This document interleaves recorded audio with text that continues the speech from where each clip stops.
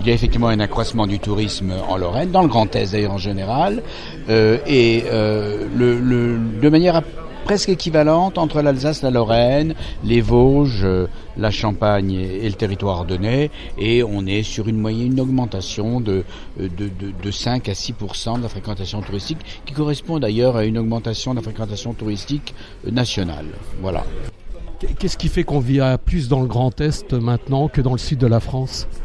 Eh bien parce que le Grand Est, d'abord, alors on ne va pas plus dans le Grand Est que dans le sud de la France.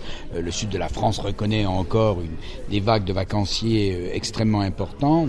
Ce qui est important, c'est de savoir que le tourisme n'est pas stable sur les territoires du Grand Est, qu'il y a eu un accroissement de ce tourisme, qui est certainement dû au travail qui est effectué par l'ensemble des partenaires sur la qualité de l'hébergement, sur aussi une meilleure connaissance du territoire, les campagnes de communication qui ont été lancées sur le territoire déjà depuis quelque temps, mettant en valeur les points stratégiques de ce tourisme dans le Grand Est.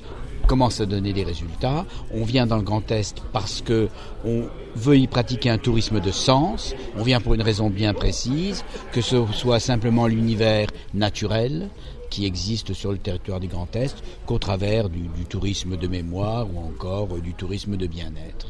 Voilà. Alors, le Mondial Air Ballon fait partie de cet ensemble et ça a pas mal démarré, oui, malgré la météo. Alors, le Mondial Air Ballon fait partie de cet ensemble. On ne va pas arriver en disant que, voilà, grâce à nous, le Mondial Air Ballon a une grande fréquentation. Non, on connaissait les chiffres de fréquentation aux alentours de 400 000 visiteurs jusqu'à présent.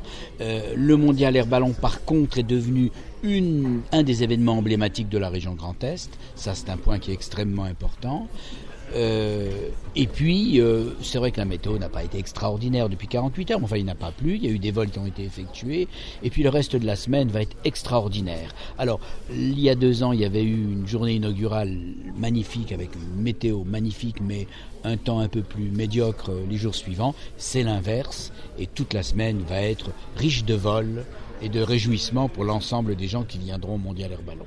Vous avez volé vous-même ? Alors, je n'ai pas volé cette fois-ci, j'ai déjà beaucoup volé, et je pense qu'il faut laisser la place à d'autres.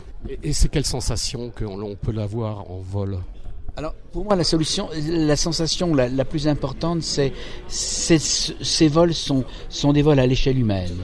Voilà, on a l'impression d'être à une vitesse qui est une vitesse humaine. On peut découvrir le paysage, on peut voir le paysage. Et je conseille aux gens surtout les vols du matin, parce que la plupart des gens, les vols sont très tôt, vers 6 heures du matin.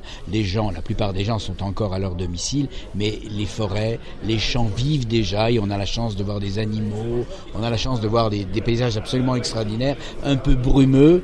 Et je crois que les vols du matin sont magnifiques. Mais enfin, quand on ne peut pas faire autrement, voler le soir aussi, bien entendu.